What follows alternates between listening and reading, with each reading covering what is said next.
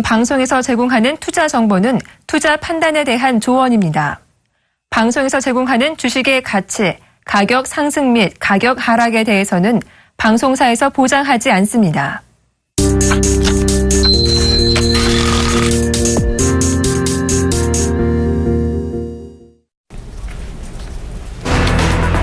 옐런 미 연준 의장이 미국 증시 위험성을 경고하자 증시 하락으로 이어졌습니다.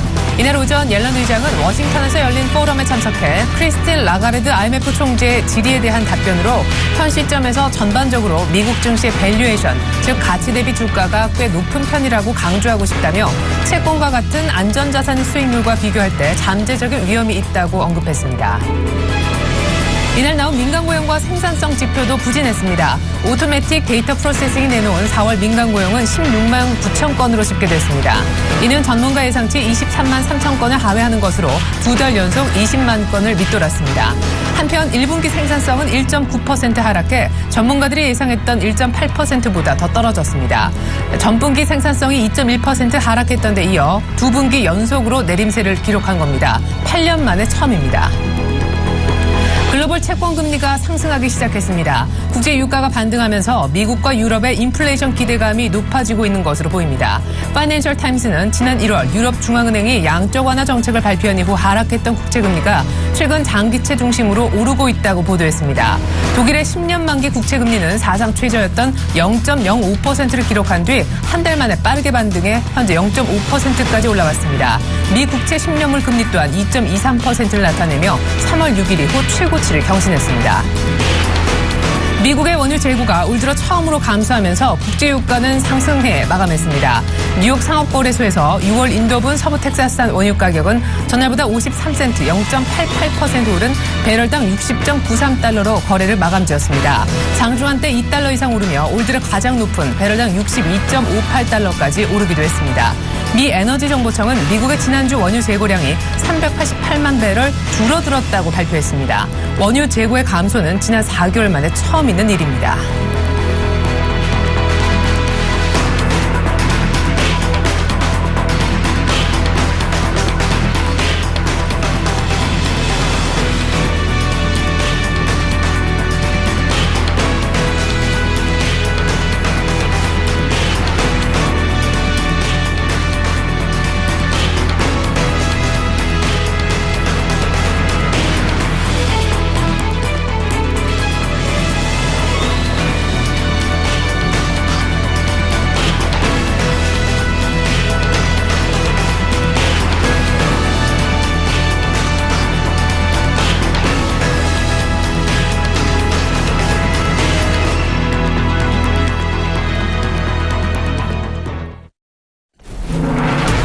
안녕하십니까. 출발 증시와이드의 최리나입니다. 미국 증시의 지금 주식 가격은 실제 가치보다 더 높게 비싸게 거래되고 있다. 다시 말해 주식의 고평가 발언을 옐런 미 연준 의장이 함으로써 간밤에 뉴욕 증시는 결국 하락세로 끝나고 말았는데요.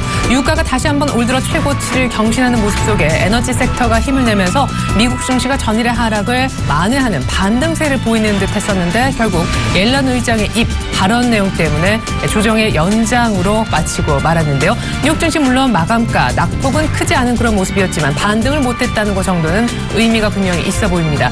이제 3대 지수는 모두 다 거의 61선 내지 심지어 121선까지 건드리는 그런 기술적으로도 많이 밀리는 모습을 보여주고 있는데요. 타이밍도 안 좋게 지표, 특별히 고용지표까지 부진했습니다. 8일에 나올 노동부의 고용보고서, 비농업 부문 고용지표를 기다리고 있는 상황에서 ADP라고 하는 기관에서 4월달 민간 부문의 고용 증가세를 예측을 하고 결과를 내놓았는데요. 16만 9천 명밖에 증가하지 않았습니다. 예측치는 20만 명 이상, 이 고용시장이 개선된다라고 얘기를 할 때 기본적인 척도가 되는 20만 명 증가도 결국 하회했다는 얘기가 되는데요. 시장은 이래저래 가지 못했습니다. 뉴욕 증시 마감가 확인해보죠. 네, 3대 지수가 모두 다 0.4%대로 일찍 밀렸습니다. 이제 다우, S&P, 나스닥 모두 다 기술적으로도 많이 안 좋은 그런 모습으로 진행이 되고 있고요. 전체적으로 글로벌 증시가 마찬가지로 기본적으로 많이 오른 중국 증시의 경우에도 21선까지는 다 조정을 받는 그런 모습이 공통적으로 나타나고 있죠. 이번엔 유럽이 되겠습니다. 유럽도 뭐 꽤나 빠졌었죠. 독일도 휘청휘청하고 있는데 낙스 지수가 뭐 간밤에 조금 오르긴 했지만 상승폭은 0.1 내지 0.2%에 그칠 정도로 상당히 미미했습니다. 유로존의 복합 PMI가 예상밖에 잘 나온 호조세를 보인 것도 상승세에 도움이 되긴 했는데 왜 이렇게 쬐끔밖에 오르지 못했을까? 거기에 대한 답은 아마 영국의 총선이 코앞으로 다가오면서 브렉시트 우려가 또 맞물려 있는 그런 이벤트가 되겠죠.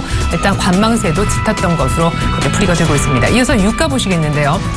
일단 WTI가 배럴당 60불에 완전히 안착하는 그런 모습을 보여주고 있습니다. 조금 전에 헤드라인 뉴스를 통해서 전해드린 바와 같이 미국의 원유 재고가 4개월 만에 처음으로 감소했다는 소식이 전해지면서 공급 과잉 우려가 풀렸기 때문인데요. 시장에 돈이 주식과 채권에서 다 빠져나와 이 원자재 시장으로 들어가는 것 아니냐 때문에 이런 분석도 제기되고 있습니다. 간밤에 미국채 10년물 금리는 2.2%까지 상승했고요. 독일 분트금리 역시 많이 오르는 0.5%까지 상승하는 그런 모습이 나타났습니다.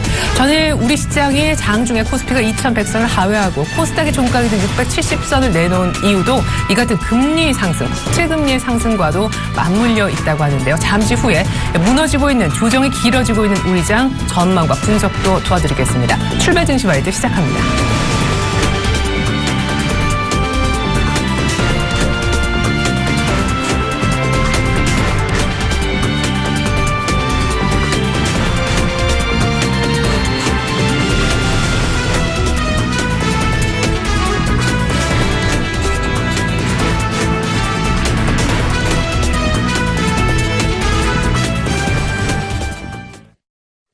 네, 오늘 경제학자에게 듣는다 시간은요. 서강대학교 경제대학원 김영희 교수님과 얘기 나눠보도록 하겠습니다. 교수님 안녕하세요. 예, 안녕하십니까. 네, 미국의 연준의 수장이 미국 증시가 현재 비싸게 거래되고 있다. 고평가 얘기를 했네요. 예, 그렇습니다. 어제 미국 현재 주식시장이 밸류에이션이 상당히 높다 이렇게 말을 했는데요. 채권에 비해서는 상대적으로 저평가됐지만 그래도 주가가 너무 높다 이런 이야기를 했었습니다. 그런데 제가 보기에도 저 나름대로 미국의 산업 생산이나 고용, 소매 판매 이런 경제 지표에 비교하면은 미국 주가가 현재 한 25% 정도 가대평가돼 있거든요. 미국 주가가 이처럼 높은 수준을 유지하는 것은 99년 말 2000년 초에 미국의 IT 거품이 있었는데요. 그때하고 비슷한 수준입니다. 아마 앨런 의장 측면에서는 하반기에 금리 인상을 좀 시사하는 것 같고요. 금리 인상했을 때 충격을 미리서 좀 완화시키는 발언이 아니었나 저는 그렇게 생각하고 있습니다. 아, 예, 그랬군요. 그 이면에는 금리 인상에 대비해서 시장에 조금 과열을 미리 시켜두자는 그런 의도가 있던 그런 발언이 아니었나 얘기를 하셨습니다. 예, 아주 재미있는 흥미로운 해석 잘 들었고요. 미국의 고용지표, 특별히 ADP라고 하는 그런 기관에서 4월달 민간 부문의 고용이 어떻게 증가했느냐 집계를 했더니 16만 9천 명밖에 증가하지 않았더라고요. 더 문제는 사실 8일에 나올 고용 보고서인데 그건 다시 한번 얘기를 할 기회가 있을 것 같고 간밤에 나왔던 민간 부문 고용이 왜 이렇게 덜 나왔는지 이유는 어디 있었습니까? 예, 전문가들이 한 20만 개 정도 증가할 거로 이야기했었죠. 근데 실제로는 16만 9천 개인데요. 물론 그 서비스에서는 17만 개 정도 증가했습니다. 그러나 최근 미국 제조업 경기가 별로 안 좋은데요. 제조업에서 약 고용이 1만 개나 감소했습니다. ISM 서비스업 제조업 지수 최근 동향을 보면은 서비스업 지수는 상당히 높게 나오거든요. 근데 제조업 지수는 계속 아직도 50을 넘지만은 그 수치 자체는 떨어지고 있습니다. 이거는 그동안 미국 달러가 상당히 강세를 보이다 보니까 미국 제조업 경기가 상당히 영향을 받는 것 같습니다. 그래서 서비스업보다는 제조업에서 고용이 감소하면서 전문가들 예상보다는 지금 고용이 지난달부터 더 줄어들고 있습니다. 절대적으로 늘어나고 있지만은 예상보다는 좀 줄어들고 있다는 것이죠. 네.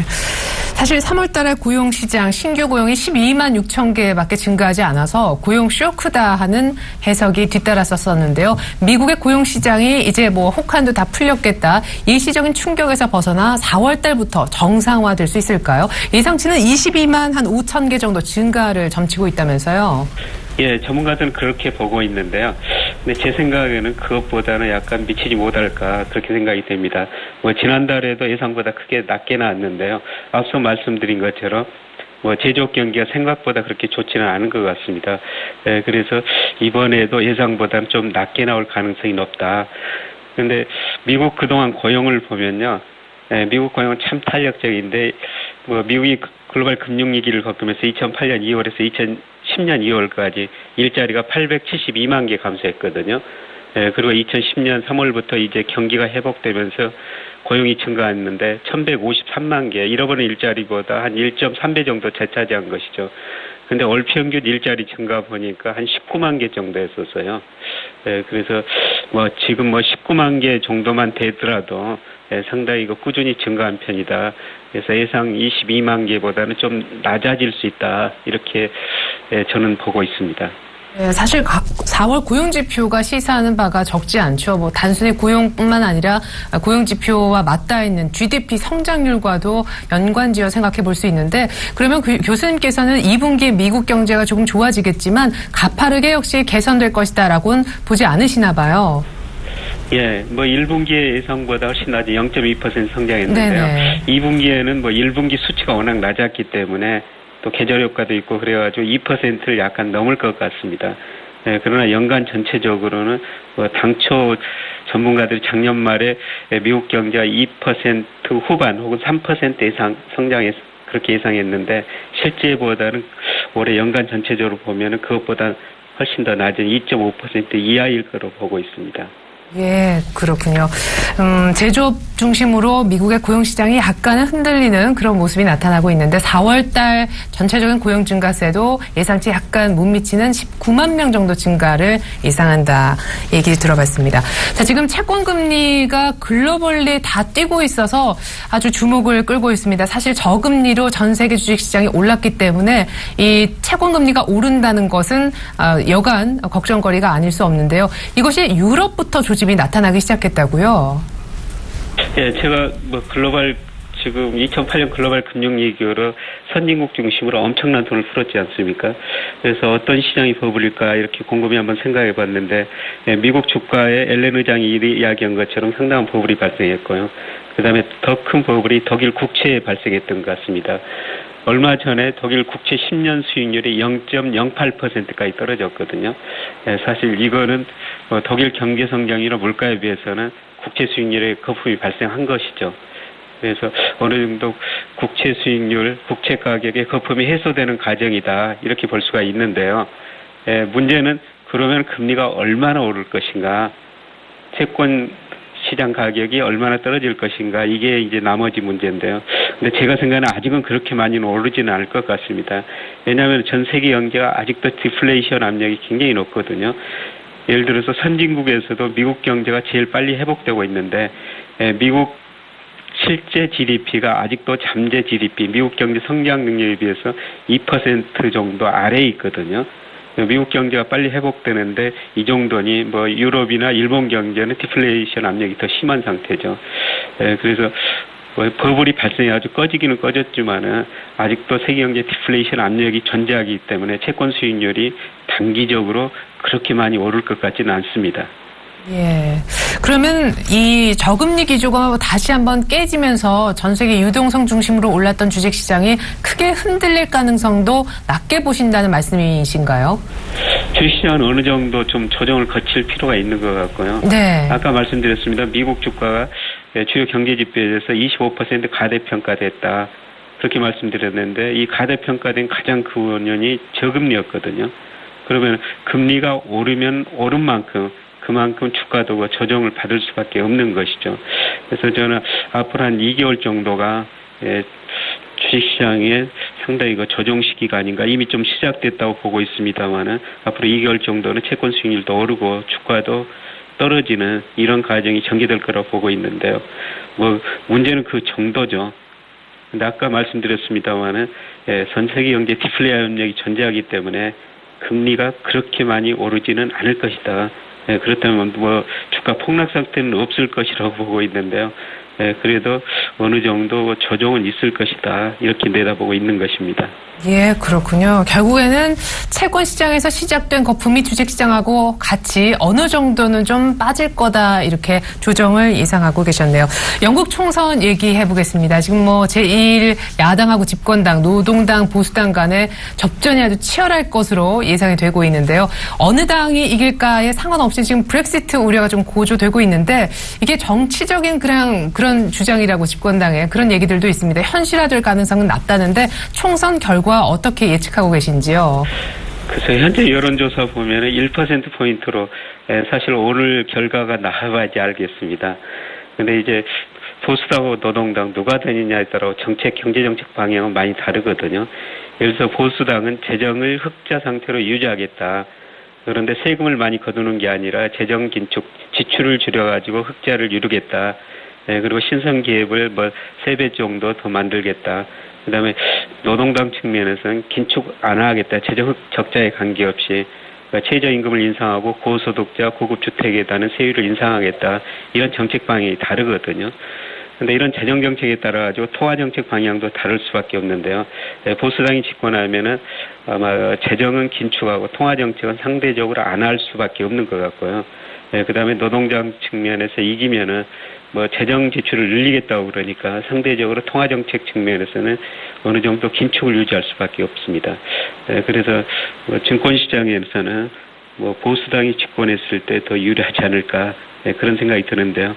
그런데 아직 선거 결과는 지금은 예측할 수 없는 것 같습니다. 오늘 선거가 있는데 결과를 보고 좀 말씀을 드리는 게 좋을 것 같습니다. 예, 일단 보수당이 집권하면은 EU 탈퇴 얘기는 나오지만 정치적인 협상 카드, 정치적인 입지를 더 늘리기 위한 그런 카드였음을 감안해 볼 때 아마 어떤 양쪽 하나 정책을 더 좀 힘있게 밀어붙일 수 있는 집권당이 조금 더 이 힘을 연장해 가는 것이 유리하지 않나 얘기하셨는데 오늘 일단 결과 나면 다시 한번 리뷰를 해드리겠습니다.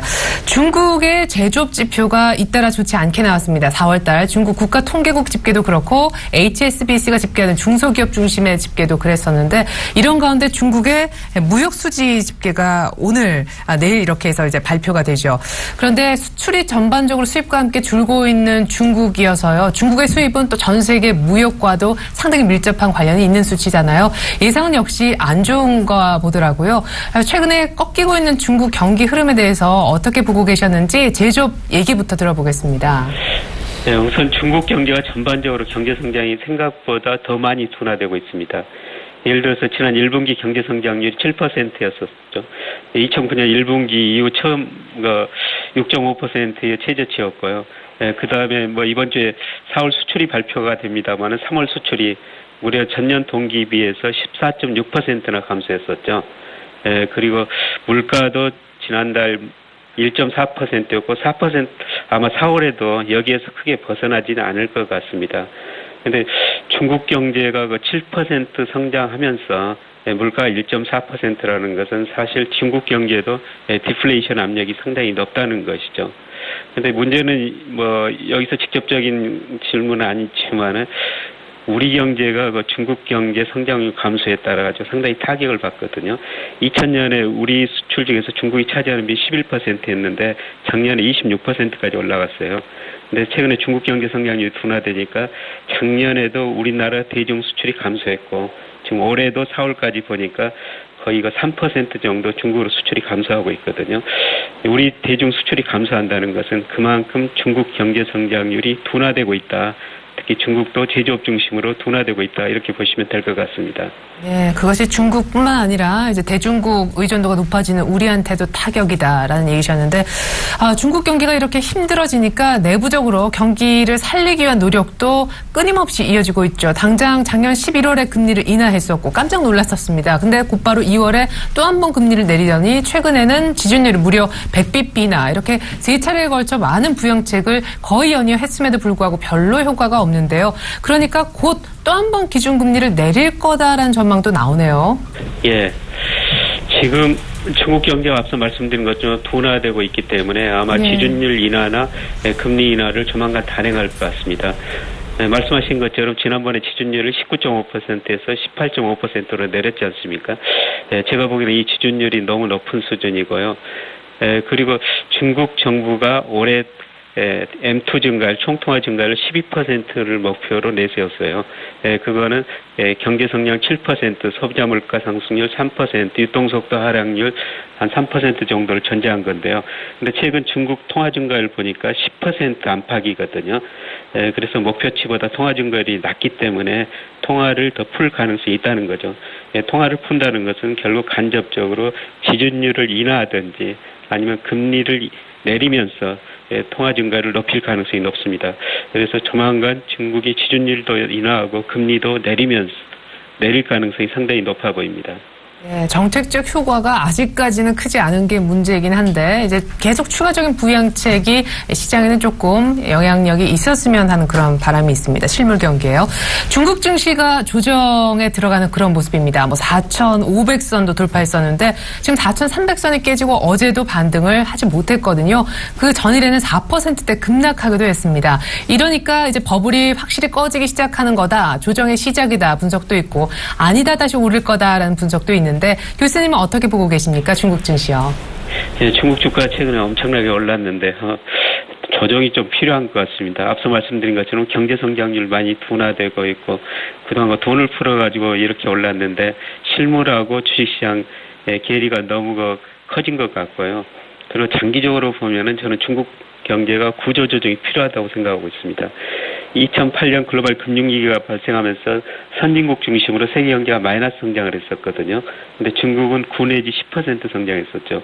근데 성장 내용을 보니까 중국 정부가 기업들한테 엄청 투자를 유도했어요. 예를 들어서 고정 투자가 GDP에서 차지하는 비중이 46%까지 올라갔는데요. 이게 세계 평균이 22% 정도 됩니다. 근데 이렇게 투자를 많이 해놨는데 지금 물건이 안 팔리니까 중국 기업의 가동률이 절반 이상이 70% 정도 되거든요.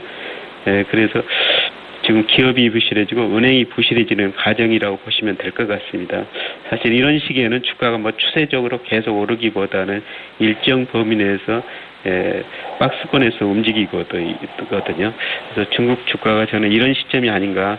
그래서 계속 5천을 돌파해서 6천 사상 최고치까지 올라가는 국면이 아니라 기업 부실, 은행 부실이 되는 과정이기 때문에 일정한 범위 내에서 조정을 보이는 그런 국면이다 이렇게 보고 있고요. 그래서 단기적으로 보면은 조금 더 조정이 필요하다 이렇게 보겠습니다. 네, 전문가들도 기술적으로 지금 조정 구간에 들어갈 수밖에 없다라고 중국 증시에 대해 얘기하고 있는데 4,000포인트를 살짝 밑돌 가능성도 언급이 되고 있네요. 끝이 좋을 리 없다. 일단 펀더멘털이 조금 약한 중국이기 때문이다라고 하셨습니다. 우리 증시 역시도 지금 조정을 보이고 있습니다. 외국인들도 조금 덜 사는 것 같더니만 코스피가 어렵게 뚫었던 2,100선도 어제 장중에 내주는 그런 모습이었는데요. 국내 증시에 대해서도 코멘트 끝으로 들어볼게요, 교수님. 예, 국내 증시도 조금 저는 조정이 필요하지 않을까 생각되는데 이미 조정 국면에 들어선 것 같은데요. 우선 우리나라 경제 펀더멘털 그렇게 좋지 않습니다. 1분기 경제 성장률 2.4%로 나왔고요. 2분기, 3분기 가면서 조금 올라갈 것 같습니다만 우리나라 내수 수출 다 같이 그렇게 좋은 상태는 아니거든요. 그리고 최근에 외국인들이 주식을 많이 사가지고 지금 주가가 많이 올랐습니다만 외국인 지금 순매수세가 둔화되고 있고요. 선진국 주가가 조정 보이면 아마 주식형 펀드로 돈이 덜 돌 것 같습니다. 그래서 외국인 순매수도 좀 줄어들 것 같고 문제는 국내 주식형 펀드에서 돈이 좀 많이 돌았으면 좋을 것 같은데 최근에 오히려 계속 감소하고 있지 않습니까? 그래서 이런 거 수급 사정을 보더라도 주가가 좀 더 조정 기간이 필요하다 이렇게 내다보고 있습니다. 예, 2,170을 넘었던 게 엊그제 같은데 4월 마지막부터 분위기가 조금 이상해지더니만 지금 조정이 의외로 계속 길어지고 있습니다. 저희가 잠시 후에 다시 한번 우리 바닥은 어딘지 계속해서 추락하고 있는 국내 증시 전망과 분석도 하는 시간 마련해드리겠습니다. 지금까지 서강대학교 경제대학원 김영익 교수님의 분석 들어봤습니다. 교수님 오늘 말씀 감사합니다. 예, 고맙습니다.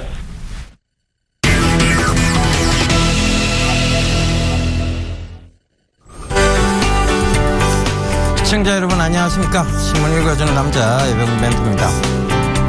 자, 이 신문 읽어주는 남자가 너무 정확하게 예측을 해드려서 저도 좀 민망합니다. 일단 목요일까지 좀 관망해보자.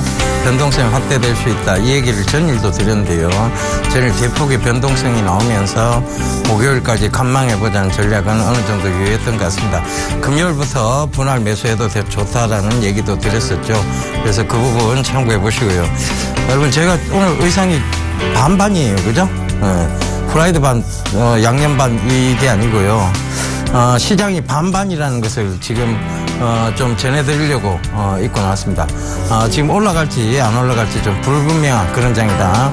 좀 말씀을 드리겠는데요. 그런 부분들 좀 참고해 보셨으면 좋겠고, 이 신문 읽어준 남자가 얼마나 여러분 좀 중요한가 하면 아침마다 이게 외신 읽어드리고 있는데요. 국제유가의 반등 시점을 정확하게 말씀을 드렸었어요. 조금 되었었죠. 그런 부분들을 제가 말씀을 드리면서 국제유가가 반등이 오면 항공주에는 분명히 침해가 될 것이다. 항공주는 일단 차익 실현하고 보자는 얘기도 그때 드렸었습니다. 그러니까 그 부분인 그 이후로 정확하게 국제유가가 반등이 왔고, 지금 그 외신에서, 그러니까 제가 드린 얘기가 주가 아니고요. 이 외신에 대한 팩트 부분을 정확하게 보시라는 얘기입니다.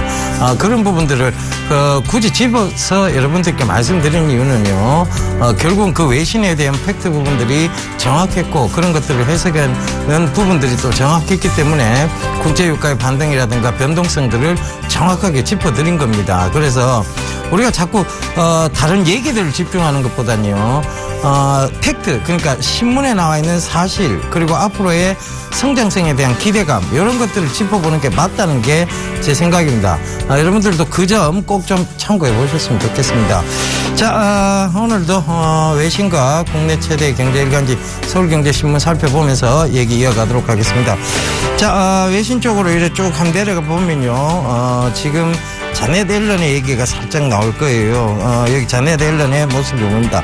FED 앨런, 스톡 밸류에이션스 제너럴 are quite high. 이 말 때문이었죠. 미 증시가 전일 좀 급락이 나왔던 이유가, 급락이 나왔다가 소폭 이제 조금 조정 면에서 마감이 되었습니다. quite high. 그러니까 좀 상대적으로 좀 높다 이런 얘기를 했어요. 미국의 주가가 일반적으로 좀 높다 이런 얘기를 앨런이 하는 바람에 조금 주가가 조금 낙폭을 키웠었습니다. 그러니까 저는 미증시에 대한 하락적 부분, 이 앨런 의장의 말 한마디였다는 거 좀 참고를 해보셨으면 좋겠고요. 자, 오늘 제가 뽑아온 기사는요, 이게 정확하게 지금 다 나오질 않네요. 기사 내용이. What you shouldn't run from 워렌 버핏, 이런 얘기가 납니다. 워렌 버핏에서 배우자. 할 수 있는 것과 할 수 없는 것. 자, 제가 수익을 말하던 시간에도 얘기 드렸었습니다. 이 워렌 버핏하고 저희가 좀 비슷한 부분이요. 이 워렌 버핏은 할 수 있는 것과 할 수 없는 것을 얘기하고 있는데요. 저는 불가능의 영역에 도전하지 말라고 여러분들께 말씀을 드리죠.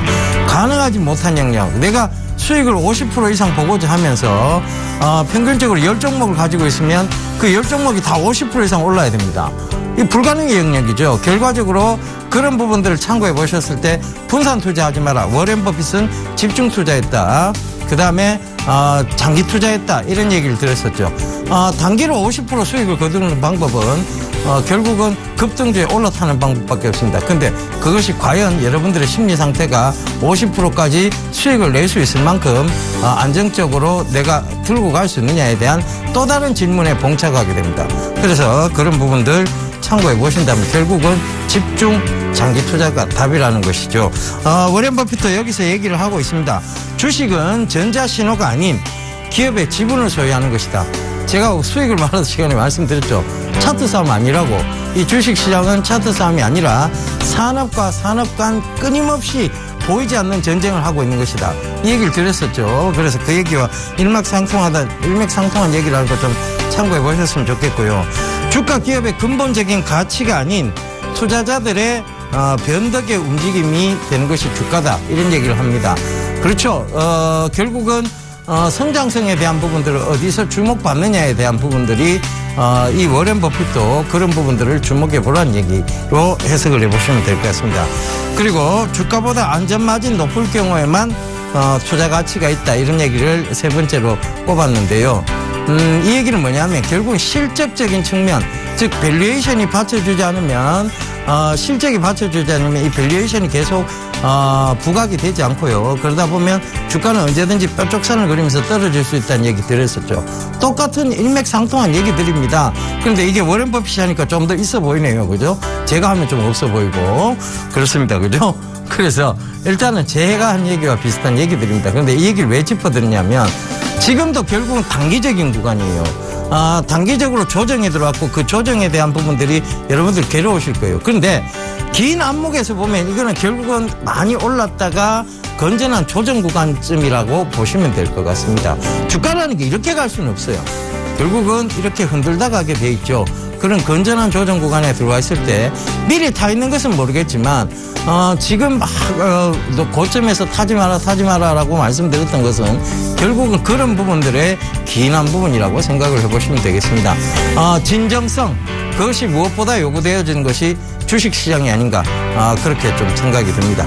자, 국내 최대의 경제일간지 서울경제신문 또 살펴보면서 얘기 이어가도록 하겠습니다. 자, 서울경제신문에서 지금 다루고 있는 내용들, 뭐 공무원연금법 처리 무산에 대한 얘기가 나오고요. 여기 김무성 대표도 나오고 하네요. 자, 포스코 플랜텍 자율협약 타진. 자, 포스코 플랜텍이 참 순환이 많습니다. 그죠? 성진지오텍에서 변동이 되어서 지금 이제 포스코 플랜텍으로 변했는데 뭐 전 대표의 뭐 압류, 횡령 이런 부분들이 또 문제가 되기도 하고 그렇습니다. 그죠? 참 말도 많고 탈도 많은 포스코 플랜텍 여러분들 보시지 않는 것이 현명한 전략 아닌가 그렇게 보여집니다.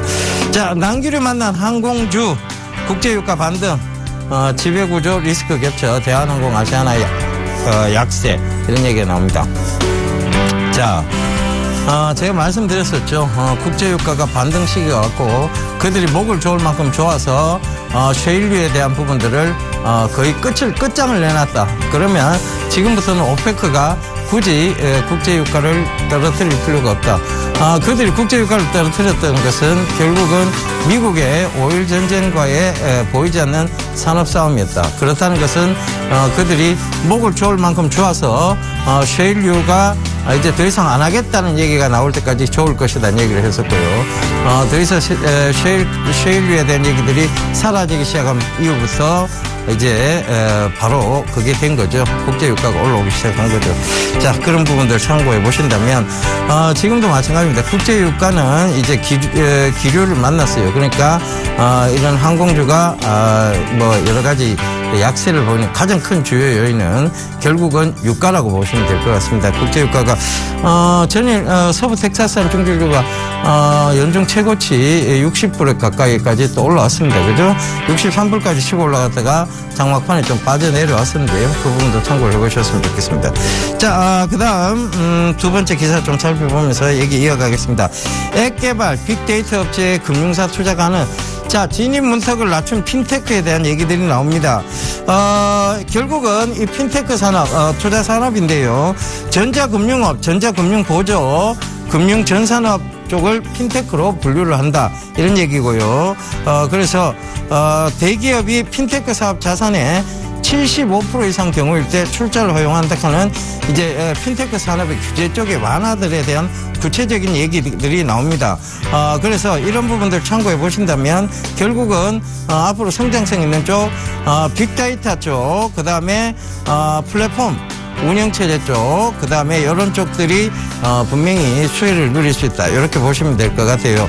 결국은 핀테크 산업이 다음에 향방, 즉 핀테크 산업의 근본적인 부분에서 다음 이제 차후의 향후 투자 쪽에 관한 부분까지 얘기가 나오고 있다는 것, 굉장히 구체적이고 바로 눈앞에까지 왔다는 것, 그리고 다음 시장이 펼쳐지고 있다는 것, 그것이 바로 빅데이터 시장이고 플랫폼 시장이라는 것, 이 기사를 통해서 대강 감지를 할 수 있는 내용이라서 중요한 부분이라서 여러분들 꼭 좀 소개시켜드리고자 발췌해 왔습니다. 자, 이 부분 참고해 보셨으면 좋겠고요. 자, 다음 기사 볼게요.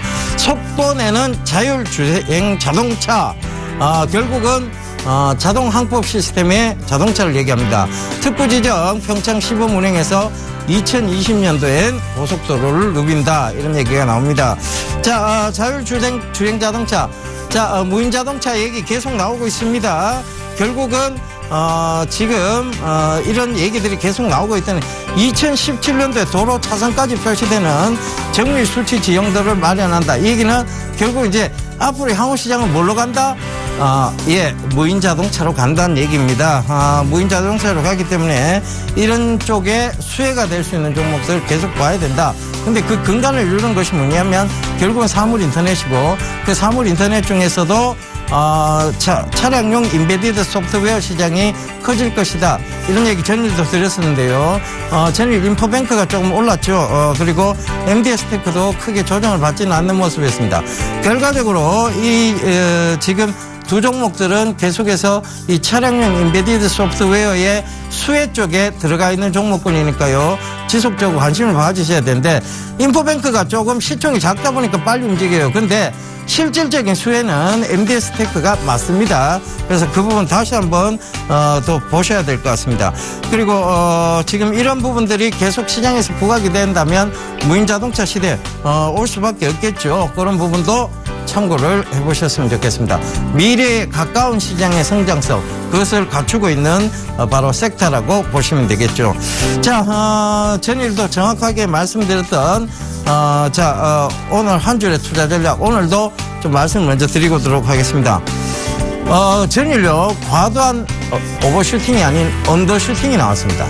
이 과도한 언더슈팅은요, 결국은 과매도가 나왔다는 얘기죠.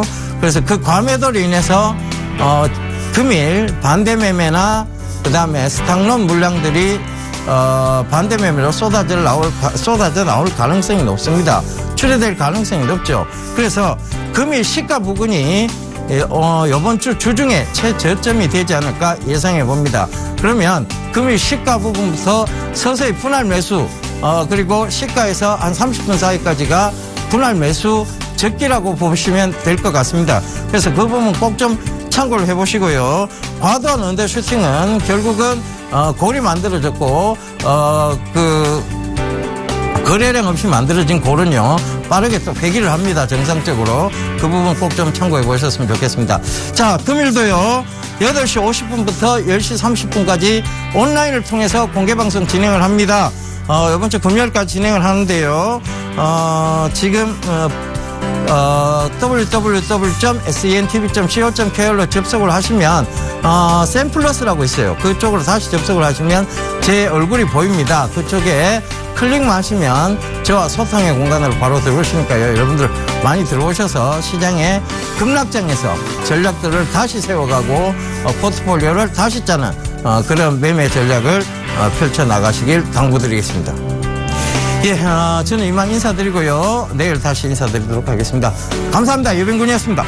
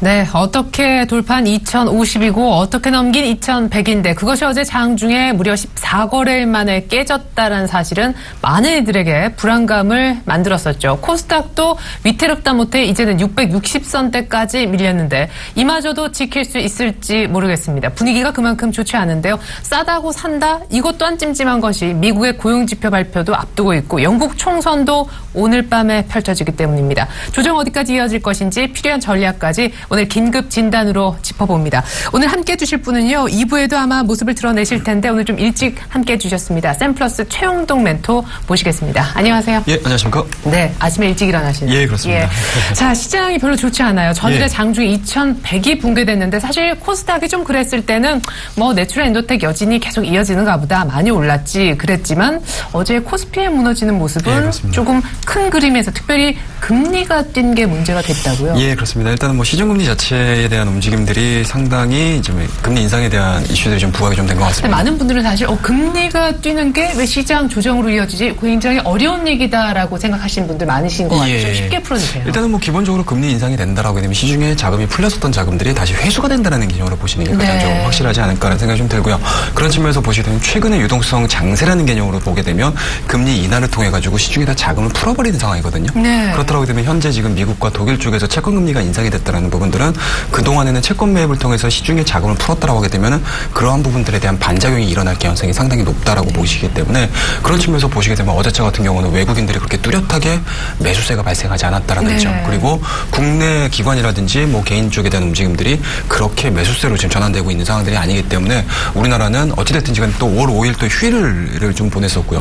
그와 더불어서 그 사이에는 중국과 미국 쪽이 거래가 진행이 됐었던 부분들인데 그런 측면에서 보시게 되면 중국 쪽에 대한 이제 4%대 하락세도 시장의 장중에 좀 어제자에 좀 일시적으로 좀 다 반영이 된 게 아닌가라는 생각을 좀 가져볼 수 있을 것 같습니다. 충격이 우리가 쉬었을 때 안 좋았던 대외 분위기가 일시적으로 반영되면서 장중에 코스피도 2,100을 이뤘다. 예, 그렇습니다. 외국인들이 근데 선물 쪽에서 10,000계약 넘게 매도한 건 제가 집계를 쭉 보니까 올 들어 처음이었었는데 예. 그것 때문에 삼성전자도 좀 많이 흔들렸었고 그렇습니다. 지수도 빠지고. 예, 어제 저도 이제 장중 내내 이제 시세판을 좀 보면서 깜짝 놀랐던 게 일단은 왜 그랬을까요? 삼성전자가 3%대 네, 이상으로 네. 빠졌습니다. 일단은 뭐 외국인들 쪽에서 순매수세로 전환되는 구간들이 나오질 않게 된다고 하게 되면은 네. 그리고 이제 특히 이제 선물 쪽 같은 경우 특히 이제 파생시장 쪽에서 만약에 매도세를 진행을 시켜버린다고 하게 되면 사실은 우리나라는 국내 대표주들을 매도를 때릴 수밖에 없는 상황이거든요. 그렇다고 하게 되면은 이 삼성전자의 타깃이 됐다는 개념보다는 오히려 선물 쪽에 대한 매도세가 좀 나오면서 프로그램 쪽에 대한 움직임들이 네. 상당히 좀 대형주 쪽에 좀 포지션이 맞춰지지 않았나라는 네. 생각이 좀 들고요. 그런 부분들을 좀 보시게 되면은 일단은 그동안에 외국인들에 대한 스탠스 자체가 선물 쪽에서도 상당히 좀 강했었습니다. 네. 그리고 이제 어제자 이제 거시적인 움직임들이겠죠. 앞서 말씀하셨던 금리 인상에 대한 구간들 그리고 이제 그리스에 대한 움직임들까지 같이 동반이 됨으로 인해서 선물 쪽에서 어찌됐든 되게 정리할 수밖에 없는 그런 이제 뭐라 해야 되나 외국인들에 대한 심리가 반영이 된 구간들이지 않나라는 생각이 좀 들고요. 네. 어제자의 만계약은 일단은 뭐 오늘 오전장이 시작이 되는 구간들이 아니기 때문에 뭐 이렇다 왈가왈부는 일단은 뭐 시가에 제가 시황 때 말씀 좀 드리긴 할 텐데요. 이러한 부분들이 만약에 조금 더 오늘까지 이어진다고 하게 되면은 다음 주 내주 초까지는 수급 쪽에서는 상당히 좀 기대해볼 만한 상황들이 없다. 연출이 안 될 수도 있을 것 같습니다. 외국인들도 나름대로 파생해서 롱 포지션을 정리할 수밖에 없을 정도로 분위기가 조금 안 좋았었던 전일이었다 얘기하셨습니다. 결국에 그 뒷면에 있는 뭐 그리스도 있지만 굉장히 큰 그림에서 시중의 어떤 글로벌리 돈의 흐름을 바꿀 수 있는 금리의 상승이 나타났다라는 점을 보면 코스피가 2,100을 일시적으로 붕괴하고 종가상은 지켰지만 예. 이게 하루짜리 조정으로 끝나지 않을 것 같다라는 이 느낌이 쎄한 거 있잖아요. 예, 어떻게 그렇습니다. 단기 바닥은 어디까지? 일단은 심리 자체가 상당히 좀 많이 얼어붙어 있는 상황인데 네. 이제 전 시간에 저희가 이제 뉴스 읽어주는 남자를 통해 가지고 또 앨런도 마찬가지로 주가에 대한 움직임들 필름이 이때 또 왜 미국 증시 고평가 얘기를 했을까요? 예, 그러게 말입니다. 네. 참 엎친 데 덮친 격으로 일단은 뭐 안 좋은 센스가 없는 분이 네, 아닌데. 투자 심리 자체가 상당히 조금 안 좋아지죠. 사실은 시장 그러니까 정책 이반자라고 하는 그리고 이제 시장에 굉장히 좀 큰 영향을 미칠 수 있는 그러한 이제 고위직에 있으신 분들이 간간에 이제 한마디씩 딱 해주게 되면은 시장은 사실은 출렁일 수밖에 없거든요. 예. 그런 측면에서 보시게 되면 어제자의 앨런은 상당히 좀 아쉬운 부분들이 좀 않을까라는 생각을 좀 가져볼 수가 있을 것 같고요. 그런 측면에서 보시게 되면 일단 뭐 우리나라 증시에 어떤 영향을 미치는지를 좀 체크를 하셔야 될 것 같은데요. 일단은 뭐 플러스 요인보다는 마이너스 요인이 가장 크다라고 그러니까. 보시면 좋을 것 같고요. 그리고 이제 그리스 문제도 마찬가지로 아직까지 좀 시일이 남아 있는 상황이고 가장 중요한 팩트 자체는 다음 주 월요일이면 유로존 재무장관이 열려 있습니다. 그렇다고 되면은 그 전까지는 계속적으로 시장에 변동성 요인을 줄 수밖에 없는 상황이지 않나라는 말씀을 드리겠습니다. 진짜 말씀 잘해주신 게 오늘 밤에 영국 총선 또 미국의 고용지표 발표가 있는데 이게 또 안 받쳐주면 어떻게 되는 건가? 그러면 일단 다시 질문 드립니다만 단기 저점은 뭐 기술적 분석으로라도 좋습니다. 어디까지 빠졌다가 주가가 올라올 거라고 보시는지 양시장 다 궁금해요. 예, 그렇습니다. 일단은 뭐 종합주가 지수에 대한 움직임도 좀 보셔야 될 것 같은데요. 일단은 양시장 다 21선을 다 붕괴를 한 네. 상황이고요. 현 구간대의 5일선과 20일 이평선에 대한 움직임들을 좀 보시게 되면 데드크로스의 직전에 와 있는 상황입니다. 그렇다고 네. 되면은 오늘자에 추가적으로 물량 자체가 시장에 유입이 되지 않거나 아니면 양봉에 대한 움직임들을 보여주지 못한다고 하게 되면은 계산적인 흐름들로 좀 보시게 되면 5일선과 20일선의 데드크로스가 나올 수밖에 없다. 네네. 그렇더라고 되면은 목요일 금요일을 통해 가지고 단기 급락. 쉽게 말씀드려서 그동안의 신용 물량이라든지 또는 이제 미수 매매를 통해 가지고 들어왔었던 단기 스마트머니 자체가 시장에서 빠져나갈 수 있는 상황이기 때문에 급락이 나올 수 있는 그런 이제 기술적인 포인트가 남아있기 때문에 네. 일단은 오늘은 개인적인 욕심이지만 일단은 조금 좀 조용하게 좀 넘어갔으면 괜히 하는. 그냥 어설프게 매수는 안 했어요. 예, 그렇습니다. 일단은 뭐 예. 조용하게 넘어갔으면 하는 게 바람인데 네. 일단은 시장은 오픈을 해봐야 될 네. 구간들이고요. 이제 전일자의 움직임들이 워낙 좀 안 좋았던 부분들이 그리고 있기 옐런 때문에. 발언도 안 좋았기 때문에 예, 약간 그렇습니다. 약하게 출발할 가능성. 예, 그렇습니다. 예. 일단은 뭐 시가 자체는 상당히 조금 우리가 원하는 상황들은 열리지는 않을 것 같아요. 네. 그렇다고 되면 일단은 뭐 지지라인 자체를 오늘 일자에 대한 움직임들보다는 이제 목요일, 금요일까지 체크를 하셔야 될 것 같은데 그렇더라고 되면은 일단은 일봉상으로 보시게 되면 60일과 20일선에 대한 이격 자체가 상당히 좀 많이 벌어져 있는 상황입니다. 네. 그렇더라고 되면 이거는 시장의 분계라고 보셔야 되거든요. 네. 이런 개념보다는 오히려 종합주가 지수 같은 경우는 21선으로 좀 보는 게 그러니까 주봉상으로 좀 보시는 게 가장 현명할 것 그렇죠. 같습니다. 예. 일단은 2004년도 대세 상승으로 넘어갔었을 때 흐름들을 좀 보시게 되면은 일단은 일정 수준 직전 고점을 돌파시킨 이후에 직전 고점에 대한 그러니까 뭐라고 해야 될까? 직전 고점에 대한 지지선을 체크를 하는 그런 흐름들을 좀 보여줬었거든요. 네. 그렇다고 되면은 일단은 오늘자에 대한 움직임들 수, 목, 금을 통해 가지고 목요일, 금요일을 통해 가지고 2100선을 지켜주는 게 가장 시장에서는 뭐라고 해야 될까? 해피한 전략들이 네. 좀 되지 않을까라는 생각을 좀 가져볼 수가 있을 것 같고요. 네. 이거 못 지키면 이제 좀 머리 아파지는. 그렇게 돼버리게 되면은 일시적으로 수급이 꼬이는. 깨질 수 있는 그런 이제 구간적인 부분이 2100을 나올 수 있을 것 그래도 같습니다. 좀 살려서 가면은 그래도 지금 분위기가 많이 훼손은 안 되는. 예, 그렇습니다. 일단은 뭐 시쳇말로 표현하게 되면 꾸역꾸역 좀 지켜줬으면 하는 예. 생각을 좀 가져볼 수가 있을 것 그럼 같습니다. 코스닥은 어때요? 이미 꾸역꾸역의 어떤 영역을 넘어섰잖아요. 예, 그렇습니다. 일단은 뭐 코스닥 같은 경우는 사실은 대변수 쪽에 대한 움직임들보다는 사실은 국내 변수가 많이 작용을 하는 시장이라고 그러니까 어떤 보시면 분은 좋을 것 아예 좀 뭐 코스닥 갖고 계신 분들한테 죄송스러운데 그냥 좀 더 기력을 되찾으려면 예. 650까지 시원하게 한번 빠져야 예. 그러니까 뭐 더 이미- 빠져야 간다. 근데 예, 예, 이미 그렇습니다. 어제짤 예. 더 빠지는 바람에 진짜 예. 현실화될 그런 얘기예요. 예, 그렇습니다. 일단은 뭐 코스닥 같은 경우는 백수호라는 좀 뭐라 해야 되나요? 국내 이벤트가 아직까지는 작용을 하고 있는 것 예. 같습니다. 개인적으로는 사실은 백수호라는 개념 자체가 바이오, 뭐 제약주들에 대한 움직임들로 네. 안 좋은 쪽으로 좀 본다라고 보실 수가 있으실 것 같은데 네. 저는 개인적으로는 이거는 뭐 빌미라고 생각을 하고요. 네. 코스닥 전체적인 흐름들도 마찬가지로 고평가 됐던 종목군들이 실적 시즌 넘으면서부터 그런 이제 밸류 빠지죠. 자체에 대한 움직임들로 예. 좀 나온다라고 보시면 좋을 것 같고 백수호 같은 경우는 사실은 그 백수호, 그러니까 내추럴 엔더텍에 대해서 일시적으로 끝났다라고 저는 판단이 듭니다. 그렇다고 네네. 되면은 실적적인 측면으로 넘어가는 거고요. 그리고 이제 앞서 말씀드렸던 전반적인 대외 변수 자체도 그렇게 우호적이지 않기 때문에 네. 가장 크게 변동성을 보여줄 수 있는 종목군들에 대한 움직임들이 하방으로 흘렀다라고 네. 보시면 좋을 것 같아요. 그리고 이제 화장품 주도 같은 경우도 계속 급등락을 보여주고 있는 상황이고요. 맞아요. 그런 부분들이 IT 종목군들도 마찬가지고 여타 바이오 종목군들 그리고 이제 여타 시장의 테마를 이뤘던 종목군들이 그렇게 힘을 못 쓰고 있는 상황입니다. 네. 그렇다고 되면은 어제 같은 경우는 사실 김무성 관련된 종목군들만 쭉 올라갔던 상황들이 연출이 되고 있거든요. 네. 이것도 마찬가지로 시장의 수급 공백이라고 보시면 좋을 것 같고요. 그런 측면에서 보시게 되면은 일단은 데드크로스가 나와 있는 상황입니다. 그렇죠. 코스닥 같은 예. 경우는 그렇다고 되면 앞서 말씀하셨듯이 650포인트까지는 일단은 열려 있지 않나라는 말씀드릴 수가 있을 것 같고요. 예, 예. 61선 일봉상에서에 대한 61선 자체가 지지가 여부가 확인이 네. 된다고 하게 되면은 저는 개인적으로 우리나라 코스닥 시장 뭐 꾸준하게 올 한 해 좀 지켜볼 수 있지 않을까라는 생각을 좀 가질 수가 있기 때문에 일단은 직전 고점 돌파됐다는 부분들 그리고 이제 직전 고점 돌파된 이후에 이렇다 할 조정이 없는 구간들 네. 그리고 이제 좋은 조정에 대한 빌미가 제공이 되고 있는 상황들이기 네. 때문에 그 부분들에 대한 내용들만 좀 체크를 하신다고 하게 되면은 지금 구간은 매수에 대한 개념보다는 61선에 대한 지지 여부를 체크를 하시는 게 가장 좀 현명하지 않을까 생각을 좀 가져볼 수 있을 것 같습니다. 네, 자 코스피는 2100을 지켜주는 게 바람이다 하셨고 코스닥은 650이 마지노선이다 하셨습니다. 시간 관계상 마지막 질문만 드리고 이제 요 코너는 가름을 해야 될 것 같은데 증권주가 어제 평균 8% 이상 폭락했습니다. 앞서 역시 이제 금리가 오르면서 채권 쪽에도 역시 역시 투자하면서 수익을 내고 있는 증권사, 특별히 대우증권의 타격이 컸다는 분석인데 증권주가 오르는 데는 실적이 뒷받침됐기 때문에 올랐는데 예. 실적에 스크래치를 낼 만한 이슈로 시장도 빠지고 증권주가 선두에 섰거든요. 예, 그럼 앞으로 증권주는 정말 어려워지는 겁니다. 일단은 뭐 개인적으로는 증권주가 뭐 어려워진다라는 개념은 좀 아닌 것 같습니다. 네네. 어찌됐든지 간에 시장 자체가 조정이 마무리가 되게 되면 다시 한번 재상승에 대한 시장에 대한 기대 심리가 있는 상황들이기 때문에 근데 이제 네. 과거 같으면 시장이 오르면 증권주가 오르고 그렇죠. 뭐 그랬는데 사실 증권주가 시장을 끌어올린 먼저 사실 주도주 역할을 했었거든요. 그렇습니다. 예, 근데 그 주도주가 어제 많이 꺾였다는 거에 대해서 예, 그냥 시장이 내려서 증권주가 빠진 상황은 분명 아니란 말이죠. 예, 그렇습니다. 예. 일단은 뭐 1분기 실적에 대한 기대감들이 상당히 좀 높았었고요. 네. 하지만 1분기 실적은 어느 정도 맞춰준 상황에서 2분기 실적에 대한 우려감들이 그렇죠. 좀 나온 것 같습니다. 예. 거기에다가 그 채권금리 인상이 이루어지게 되버리면 채권 가격이 떨어지고요. 네. 채권 가격이 떨어지게 되면은 그동안에 증권사가 가지고 있는 재무적인 부분들에서 채권 평가 이익 자체에서 예, 상당히 예. 좀 많이 빠질 수 있는 그렇죠. 그런 그러면은 부분들이 일시 지금 좀 사도 작용이 되는 것 같아요. 겁니까?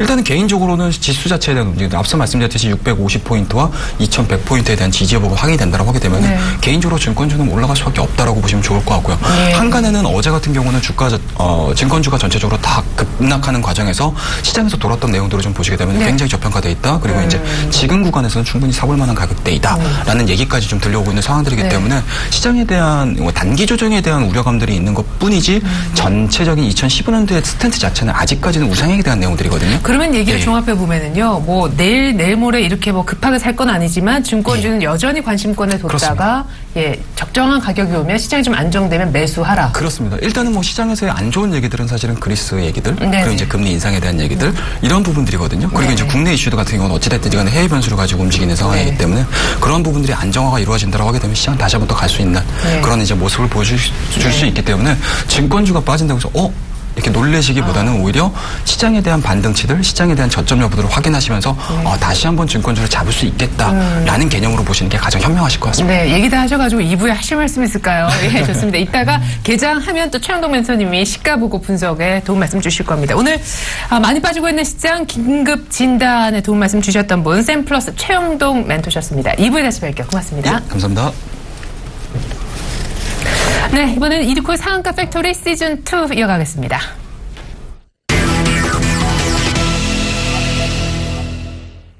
오늘도 여의도에서 수고해 주시는 샘플러스 이드코 멘토 연결해 얘기 나눠볼게요. 안녕하세요.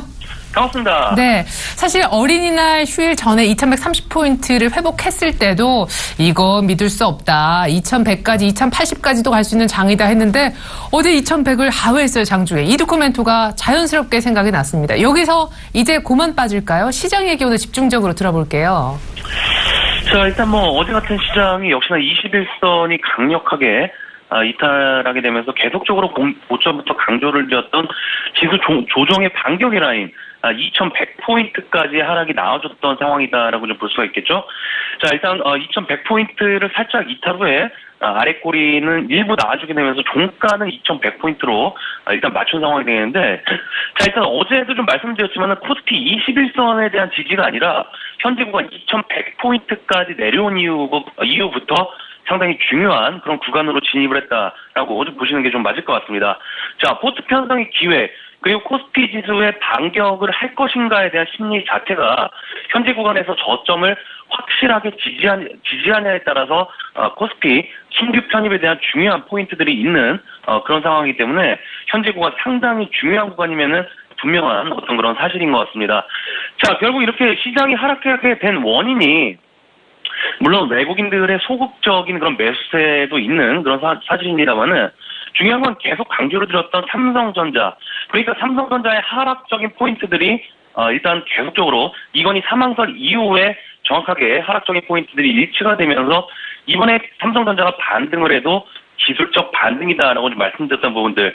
결국 그 이후에 삼전이 어제 같은 경우에도 3% 가까이 급락이 나왔던 어떤 그런 상황이었기 때문에 순환매가 한 번씩 돌았던 상황에서 삼성전자까지의 어떤 하락은 지수가 당연하게 어떤 조정이 나올 수밖에 없는 그런 상황이었지 않나 싶습니다.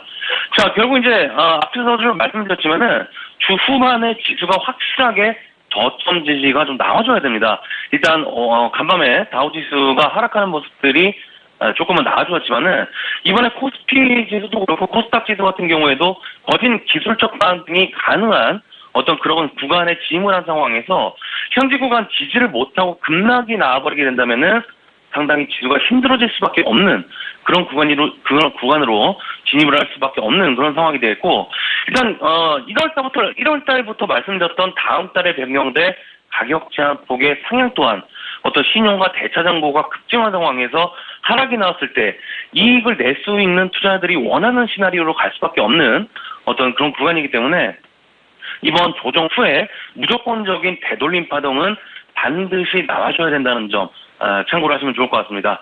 자, 이런 상황에서 오늘 무료 방송이 좀 진행이 되죠? 어쩌면 지수 급락장 속에서 잘된 일인 것 같습니다.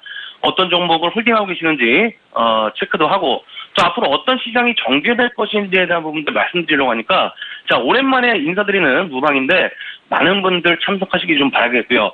자, 이 시간을 통해서 서울경제TV 홈페이지에 접속하셔서 샘플러스로 들어오시면 입장하시면 무료 방송에 참여할 수 있다는 점 참고하시면 좋을 것 같습니다. 자, 결국 이제 시장이 좀 어려워져도 플란매라든지 테막 세타가 활발하게 움직였을 때 그때 탑승해서 수익 낼 수 있냐에 대한 부분들이 상당히 좀 중요할 것 같습니다. 제 개인적인 생각에서는 현재 시장이 하락을 해도 버틸 수 있고 제 눈에 들어오고 있는 섹터들이 IT 부품 섹터, 그리고 일부 제약주들, 그리고 내년 이제 5월이 총선이 되겠죠. 내년 5월이 총선인데 총선 관련된 정치 테마주들, 아마 이번 장에 개인들이 코스닥 쪽에서 무지막지하게 들어오고 있는 그런 상황인데, 자, 결국 이제 화장품주들, 바이오 제약 쪽으로 몰렸던 순환매 어떤 그런 자금들이 정치 테마나 주도 대형 섹터 쪽으로 몰릴 가능성이 상당히 좀 많이 있을 것 같습니다. 그만큼 급등하는 종목들도 따라잡는 것도 개인들이고, 항상 돈 몰리는 곳에 우리 개인들이 있는 그런 상황이기 때문에 상승할 때 따라잡지 마시고 바닥권에 있는 종목들 시간을 사시는 것이 현명한 그런 방법이다라고 좀 생각하고 있기 때문에 차기 대선까지는 긴 호흡의 관점으로 투자 관점을 늘리는 것이 중요한 부분이다라고 좀 생각을 하고 있습니다. 자, 해서 오늘 관련된 종목들, 그리고 보유하고 계신 종목들 무료 방송을 통해서 상담과 상황 말씀드리도록 할 테니까요. 바로 샘플러스 입장하셔서 만나 뵙도록 하겠습니다. 오늘 사카 팩토리는 여기까지입니다. 고맙습니다. 네, 코스피 역시 2100 지지가 중요하다. 코스닥은 660선 지지가 중요하다. 되돌림 파동을 기대한다 하셨습니다. 이두코 멘토님이 IT 부품, 일부 제약주, 그리고 내년 5월에 있을 총선 관련된 테마주들도 관심 있게 보고 계시다고 했는데요. 어떤 종목이냐고 궁금하시다면 이두코 멘토의 무료 방송, 공개 방송 바로 오늘 오전 9시 장 시작과 함께 오픈이 되니까 홈페이지에 서울경제TV 들어가셔서 무료 방송 함께 시청하시면 좋겠습니다. 무료 방송 보시면서 저도 보시고 같이 시청하시면 좋겠습니다. 지금까지 샘플러스 이두코 멘토의 의견 들어봤습니다.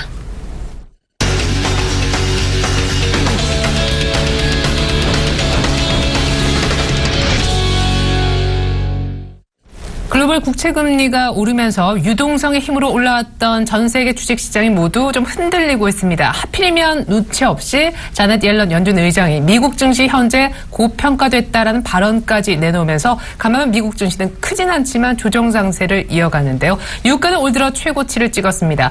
주식과 채권 시장에 거품이 빠지면서 돈이 원자재로 들어가는 거 아닌지 하는 분석도 나오고 있는데요. 일단 미국 증시가 오늘 옐런 발언에 좀 휘둘린 감이 없지 않아 있기 때문에 오늘 우리 증시의 반등세도 개장 초반에는 나오기 어려울 것으로 보여집니다. 2100 지지가 관건이다. 모두들 한 목소리를 내고 있는데 오늘 종가상 또 지켜주면 정말 땡큐 하겠죠. 저는 잠시 후 출발 증시 와이드 2부로 다시 옵니다. 고맙습니다.